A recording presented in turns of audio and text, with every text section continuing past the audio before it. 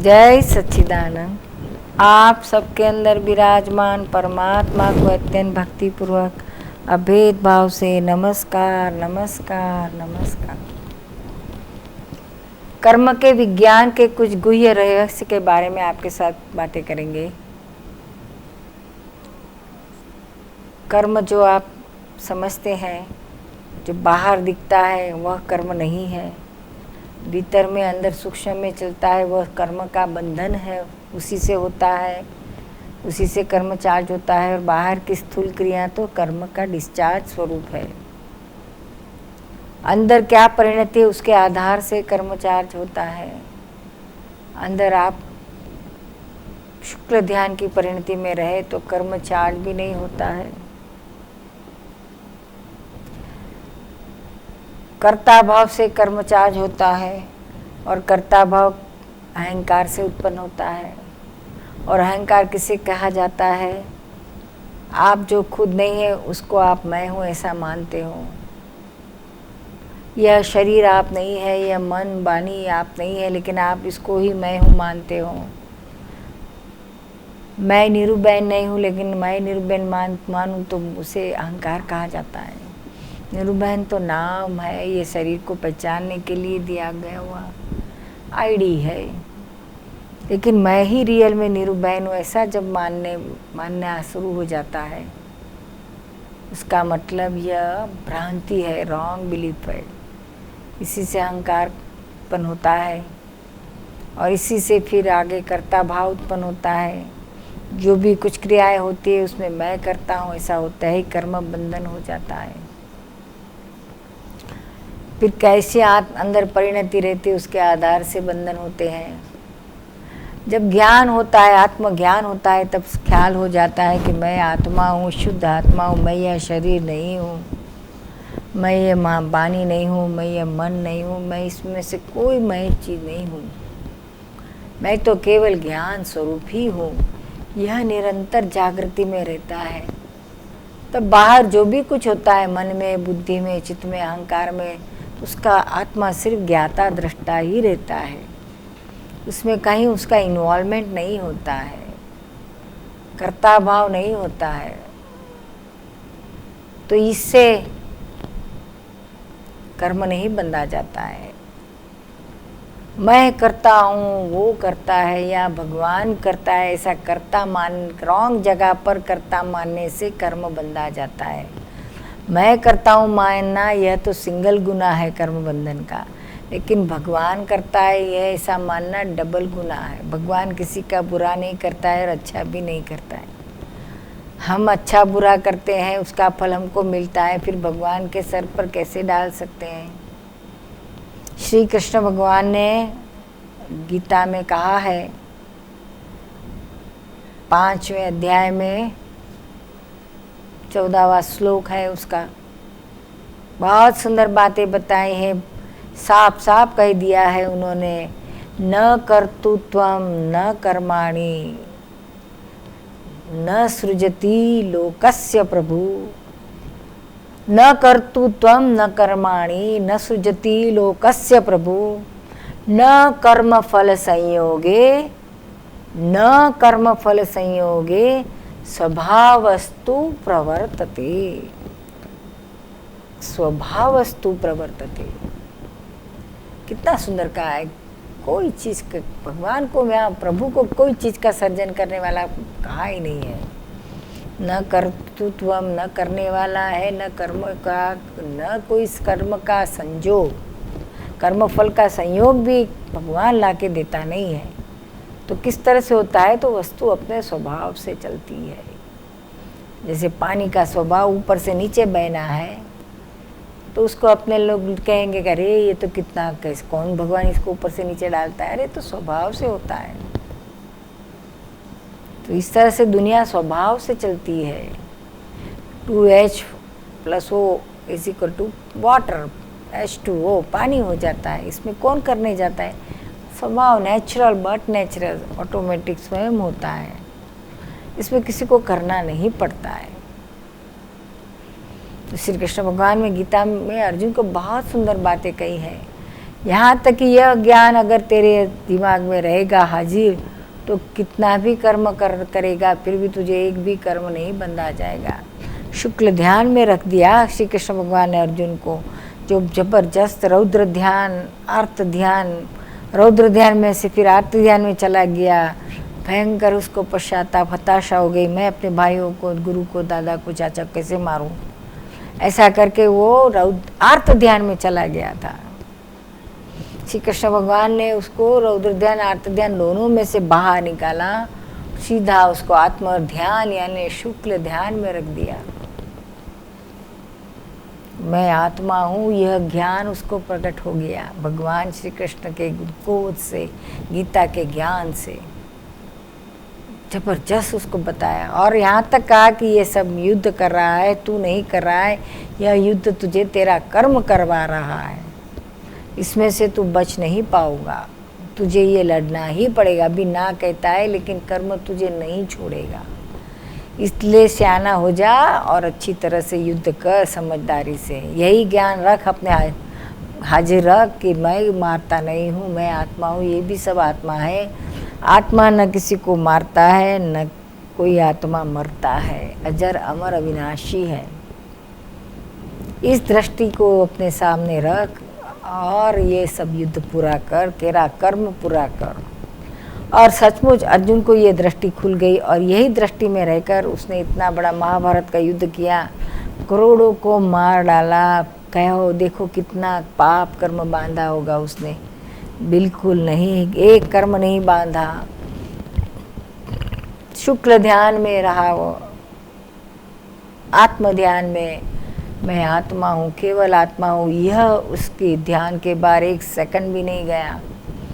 तो इतने सारे करोड़ों को मार डाला, फिर भी उसको एक भी कर्म नहीं बंधा गया और उसी जन्म में वह मोक्ष में चला गया।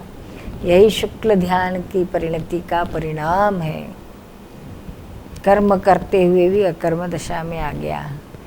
यह आत्म का ज्ञान क्या नहीं कर सकता है, मुक्ति दिला सकता है, मोक्ष में ले जा सकता है। नहीं तो अर्जुन को सीधा नरक में जाना पड़ता था अगर श्री कृष्ण भगवान ने अर्जुन को यह गीता का ज्ञान नहीं दिया होता तो यह समझने की बात है। श्री कृष्ण भगवान महान ज्ञानी हो गए, कर्म का बहुत बड़ा रहस्य उन्होंने बाहर गिराया, उनके जीवन में उन्होंने खुद ने बताया। यहाँ तक कि कृष्ण भगवान, उनको कहते हैं 16,000 रानियाँ थी तो 2 लाख तो बच्चे होंगे, फिर भी ब्रह्मचारी कहा जाते थे। कैसे?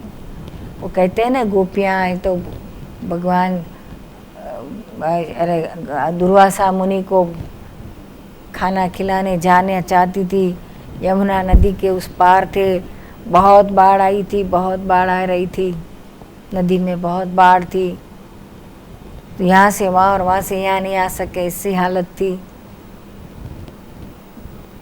तो नदी किनारे जाकर यमुना मैया से मार्ग मांगा, ऐसे मैया थोड़ी मार्ग देगी। लेकिन फिर गोपियों ने कहा अगर हमारा कृष्ण सदा ब्रह्मचारी हो तो हे मैया हमें मार्ग दो। तो गंगा मैया ने सचमुच मार्ग दे दिया और रास्ते में से एक भी बूंद भी गिरा नहीं, बगैर भीगे सारी गोपियाँ यमुना मैया के इस पार से उस पार चली गई। दुर्वासा मुनि को बहुत सारा खिलाया और वापस आ घर लौटने लगी। वापस आते ही रास्ते में फिर बाढ़ तो था, पानी कैसे जाए वापस, जाने का रास्ता नहीं था, बहुत बाढ़ आई थी, तूफान था नदी में। तो सब गोपियाँ ने यमुना मैया से फिर प्रार्थना की, हे यमुना मैया दुर्वासा मुनि यदि सदा उपवासी हो तो हमें मार्ग दे दो। तो यमुना मैया ने तुरंत मार्ग दे दिया और ये गोपियाँ बाहर निकल आई।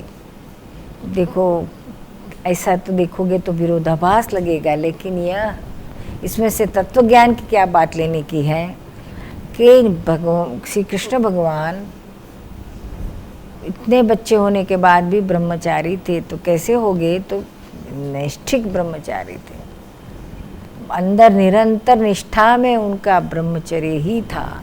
इसलिए श्री कृष्ण का, भगवान का ब्रह्मचर्य अध्यात्म जगत में नंबर 1 गिना गया है। बहुत उसकी तारीफ हुई है। इतने सारे ब्रह्मचारी हो गए लेकिन इनका ब्रह्मचर्य जबरदस्त कहा गया है। तो ये कुछ जैसी तैसी बात नहीं है। और उधर दुर्वासा मुनि खाते हुए भी निराहारी थे, क्योंकि आहारी आहार करता है और आत्मा निराहारी सिर्फ उसको जानता है। यह आत्मा के अनुभूति में रहने वाले कर्म करते हुए भी अकर्म दशा में होते हैं, निरंतर कर्ता होते हैं। यह गुह्य रहस्य आत्मदशा में रहने वाले की बातें हैं, कर्म की बातें हैं। सामान्य जन के समझ में आए ऐसी नहीं है। कर्ता कर्म करते हुए भी अकर्ता पद में रहना, यही दादा भगवान का सिद्धांत था और यही ज्ञान सबको देते थे। इसमें कोई चीज़ के कर्ता आप नहीं है, ये तो सब संजोग चला रहे हैं। एक कार्य आप अपनी स्वयं मर्जी से नहीं कर सकते हैं। आपको कितने सारी चीज़ें की ज़रूरत होती है मदद की। एक कप चाय बनाने की रही तो भी आपको कितनी सारी चीज़ें चाहिए। एक इतनी छोटी सी माचिस की काड़ी भी नहीं रही तो भी आप नहीं चाय बना सकते। कितनी स्टोव, भगोना, चाय की पत्ती, शक्कर, सब कुछ चाहिए। एक चीज़ नहीं रही तो आप नहीं कर सकते। तो आप भी रहना चाहिए, आप नहीं रहे तो भी नहीं होगा। तो ये सब मिलकर करते, कोई स्वतंत्र नहीं। इस जगत में, इस दुनिया में कोई चीज़ करने के लिए कोई स्वतंत्र नहीं है, सब मिलकर करते हैं। इसलिए साइंटिफिक सर्कमस्टेंशियल एविडेंसेस से सारा जगत चलता है, इसमें कोई स्वतंत्र चलाने वाला नहीं। इसलिए श्री कृष्ण भगवान ने अर्जुन को कहा कि हे अर्जुन, ये युद्ध करने का तू निमित्त है, तू ये युद्ध करने वाला नहीं है। तू तो आत्मा है और ये सभी भी आत्मा ही है। कितना गुह्य ज्ञान दिया है। ये दृष्टि खुली, कृष्ण भगवान ने अर्जुन को ये दृष्टि खोल दी। फिर इसने इस दृष्टि का उपयोग करके यह युद्ध किया और मोक्ष में गया कर्म बांधे बगैर। यही शब्द का उपयोग करके कोई सामान्य मनुष्य करने गया तो कुछ होगा नहीं, क्योंकि अंदर होना चाहिए। यह ज्ञान की परिणति अंदर भीतर में होना चाहिए क्या। और उन्होंने ये ज्ञान दिया, और ज्ञान देने से एकदम अचानक नहीं होता है। ये आत्मा का ज्ञान ही ऐसा है कि आपके सब पाप कर्म भस्मीभूत कर देते हैं और आत्मा को जागृत कर देते हैं। ज्ञान, गीता का ज्ञान ऐसे ही, ज्ञानी लोग का ज्ञान ऐसा होता है। इसलिए गीता में श्री कृष्ण भगवान ने कहा है अर्जुन को, यस्य सर्वे समारंभा काम संकल्प वर्जिता ज्ञानाग्नि दग्ध कर्माणाम तमाओ पंडितम बुधा। कितनी ऊंची बात कही है। ऐसी बात कोई शास्त्र में नहीं है। कामना संकल्प रहित हो जा और कर्म करे जा। ज्ञान रूप अग्नि से जल को खत्म हो जाने, वही पंडित हो सकता है।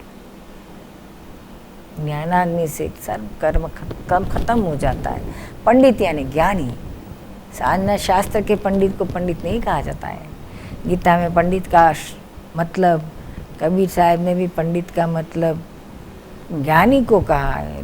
2.5 अक्षर प्रेम का पढ़ा सो पंडित हो। पंडित यानी आत्म ज्ञानी को कहा है, शास्त्र ज्ञानी को नहीं। तो वो बहुत बड़ी चीज़ है। ज्ञान रूपी अग्नि से जलकर खत्म हो सकता है। ज्ञान रूपी अग्नि अगर नहीं हो, वो कोई चीज़ से ये कर्म खत्म नहीं होते हैं। सिर्फ ज्ञान रूपी अग्नि, ज्ञानाग्नि से खत्म होते हैं। कर्म सब भस्मीभूत हो जाते हैं। तो ये गीता में यही ज्ञान दिया गया है। अर्जुन के सारे कर्म, पाप कर्म, सब कर्म भस्मीभूत हो गए। आत्मा का प्राप्त हो गया, आत्मज्ञानी हो गया, आत्मयोगी हुआ और आत्मा में रहकर सब कर्म उसने अपने ख़त्म किए और वह मोक्ष में उसी जन्म में गया। यह गीता का ज्ञान प्राप्त करने के बाद ही हुआ। आत्मा का लक्ष्य बैठना इतना सरल नहीं है। जब तक पाप भस्मीभूत नहीं होते हैं तब तक कुछ नहीं हो सकता है। और किसी चीज़ से पाप भस्मीभूत नहीं होते हैं। आप पुण्य कर्म बांध सकते हैं लेकिन पाप नहीं भस्मीभूत होते हैं। पाप तो सिर्फ ज्ञान आगे से ही भस्मीभूत हो सकते हैं। और यही दादा भगवान भी जब ज्ञान देते थे तब उससे ज्ञान अग्नि से सचमुच हमारे सबके पाप भस्मीभूत हो जाते हैं। वही ज्ञान, कोई भी ज्ञान आत्मा का होना चाहिए और कोई ज्ञान से कुछ मतलब नहीं होता है। तो यह कर्म के सिद्धांत गीता में श्री कृष्ण जी ने बहुत सुंदर बताया है। अर्जुन को सारा कर्म का सिद्धांत बता दिया था और दिव्य चक्षु दिया था। दिव्य चक्षु से सबके अंदर आत्मदर्शन होते हैं, आत्मस्वरूप, आत्मवत् सर्वभूतेषु, यह दृष्टि खुल जाती है और फिर राग द्वेष नहीं होते हैं। राग द्वेष से कर्म बंधा जाता है। अच्छा अपने लिए कोई किया तो हम उस पर खुश हो जाते, राग हो जाता है। और कोई हमारा कहा नहीं सुनता है, हमारी इच्छा के विरुद्ध करता है तो हमको उस पर द्वेष हो जाता है। बस यही रिएक्शन सामान्य लोग को होते ही रहते हैं। दोनों संजोग में वितराग नहीं रह सकते हैं। जो वितराग रहता है वही ज्ञानी होता है और वही कर्म बंद नहीं होने देता है। और राग द्वेष का रिएक्शन हो गया तो आपकी ओर से तो कर्म बंद हुए बगैर रहेगा ही नहीं। राग का बंधन और उसका फल मीठा, द्वेष का फल कटु आता है। चर्म चक्षु से यह सब भौतिक चीज़ें दिखती हैं। ये मेरे चाचा, ये मेरे मामा, ये मेरा दुश्मन, ये मेरा मित्र है, ये मेरी पत्नी है, ये मेरा बेटा है, यह सब अवस्था दृष्टि दिखाती है। यह चर्म चक्षु है। और जो आत्मदृष्टि खुलने के बाद, जिसे दिव्य चक्षु कहते हैं, आत्मदृष्टि से देखते हैं, दिव्य चक्षु से देखते हैं तो हर एक के भीतर में आत्मा ही दिखता है। आत्मावत् सर्वभूतेषु। फिर यह अवस्था दृष्टि नहीं रहती है, तत्व दृष्टि ही रहती है। और तत्व दृष्टि से देखने से राग द्वेष नहीं होते हैं। अवस्था दृष्टि से ही राग द्वेष उत्पन्न होते हैं। इसने अच्छा किया, इसने बुरा किया, इसने ये तो यूँ है, यूँ है, ये तो गधा है, ये बिल्ली है, ये कुत्ता है, ये मनुष्य है, ये मेरा दुश्मन है, ये मेरा मित्र है। यह सब अवस्था दृष्टि से देखकर बोलते हैं। तत्व दृष्टि से देखो तो झाड़ पान, पशु पंखी, गाय घोड़ा, स्त्री पुरुष, सबके अंदर आत्मा ही है। वो आत्मदृष्टि से ही देखना का है। तो ये तत्व दृष्टि सब दिखेगी तब आपके अंदर शुक्ल ध्यान उत्पन्न होगा और उससे कर्म नहीं बंधा जाएगा। भगवान श्री कृष्ण के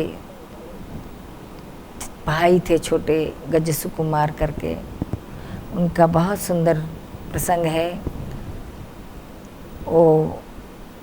उनका ब्याह हो गया था और शादी की तैयारी चल रही थी, सब कुछ तय हो गया था। लेकिन भगवान नेमिनाथ भगवान को मिलते ही गज सुकुमार के दिल में एक अचानक बैराग आ गया। उनको मोक्ष की झंखना चालू हो गई। तो उन्होंने तय कर लिया कि मुझे शादी नहीं करना है। वो तो राजकुमार थे और किसी ब्राह्मण, सौमिल ब्राह्मण की कन्या से उनका ब्याह हुआ था, सोमदत्त। लेकिन उनको बिल्कुल बाद में तो उनका बैराग आ गया। नेमिनाथ जो तीर्थंकर भगवान थे, जैन शास्त्र में बहुत सुंदर इसकी कथा है। श्री कृष्ण भगवान के चचेरे भाई थे और यह सगा भाई था गज सुकुमार। तो सोमिल ब्राह्मण की पुत्री से उनका ब्याह होने के बाद ये सब उनका परिवर्तन आ गया। उन्होंने दीक्षा ले ली भगवान के पास और जंगल में निकल पड़े। इधर लड़की, कन्या और उसके पिता बहुत दुखी हो गए। कन्या का पिता सोमिल बहुत क्रोधित हो गया, उसको बहुत जुनून आ गया, उसको अंदर दुश्मनी पैदा हो गई कैसे मेरे किस तरह से ये गच्छ कुमार का मैं पैर लूँ। मेरी बेटी को उसने कितना दगा दिया, उसको बैराग लेना था तो पहले से ही क्यों नहीं किया, उसका ब्याह करने के बाद क्यों ऐसा किया। लेकिन ये बैराग की बात तो ऐसी है, जब उसका संजोग आता है तभी आता है, उसका कुछ तय करके थोड़ी हो सकता है। जहाँ इतना ठीक है कि शादी के पहले हो गया, शादी के बाद नहीं किया। तो एक बार ऐसा हुआ कि गजस कुमार अपने आत्म ध्यान में तल्लीन थे, जंगल में ध्यान कर रहे थे। उतने में वहाँ से वो सौमिल ब्राह्मण वहाँ से पसार हो रहा था। उसने देखा, अरे ये तो मेरा होने वाला दामाद है। एकदम उसको देखते ही उसको बहुत सारा खून, उसका खून खौल उठा। उसको लगा अभी ये बहुत अच्छा मौका है इसको सबक सिखाने का। बड़ा बैराग लेके निकला, मेरी बेटी को दुखी कर दिया। तो उसने बाजू में मिट्टी का गारा था, वो लेकर उसके सर पे सेगड़ी बनाई और उसमें अंगारे, जलते जलते अंगारे सर पे रखे। देखिए सर पर बाल भी नहीं थे उनके, उस पर अंगारे रखते क्या हालत नहीं हुई होंगी। लेकिन गजस कुमार को भगवान नेमिनाथ ने उसको ज्ञान बताया था कि शरीर का कुछ भी हो लेकिन आत्मा को कुछ टच नहीं होता है। आत्मा तो केवल ज्ञान स्वरूप है, अग्नि स्थूल है और आत्मा केवल ज्ञान स्वरूप सूक्ष्मतम है। अग्नि, स्थूल अग्नि सूक्ष्मतम आत्मा को किस तरह से जला सकेगी, और तुम वह स्वरूप से हो। तुम्हारा स्वरूप आत्म स्वरूप है और केवल ज्ञान स्वरूप है। तो यह ज्ञान हाजिर हो गया और मैं केवल ज्ञान स्वरूप हूँ, मैं केवल ज्ञान स्वरूप हूँ। यही अवस्था में आ गए और ज्ञान हाजिर हो गया। और ससुरा जी ससुर थे उनके सामने, तो उनके लिए उसको बिल्कुल अभाव नहीं हुआ। ऊपर से उनके प्रति आदर भाव हुआ कि हो मेरे होने वाले ससुर जी को मेरे पर कितना भाव है। आज तो उन्होंने मुझे मोक्ष की पगड़ी बंधा दी और उनका अपना अमूर्त स्वरूप हूँ, मैं अमूर्त हूँ, मैं केवल ज्ञान स्वरूप हूँ, मैं सूक्ष्म हूँ, मैं सूक्ष्म हूँ। यह आत्मगुण की भजना में एकाकार हो गए। केवल ज्ञान, अग्नि भी न जला सके ऐसा मैं सूक्ष्म हूँ, अमूर्त हूँ। करते करते वह सचमुच केवल ज्ञान स्वरूप हो गए और उसी समय उनकी आयु कर्म पूरी हुई। ये ब्रह्मरंध्र में से उनका आत्मा निकल गया और मोक्ष में चला गया। तो शुक्ल ध्यान की यह चरम सीमा हो गई और ज्ञानी मिलने से क्या नहीं हो सकता है। शुक्ल ध्यान की प्राप्ति प्रत्यक्ष आत्मज्ञानी मिले तो ही हो सकता है। इसलिए आत्मज्ञानी को खोजो, उनको समर्पित होके आत्मा प्राप्त करके तमाम दुखों से मुक्ति पा लो। जय सच्चिदानंद।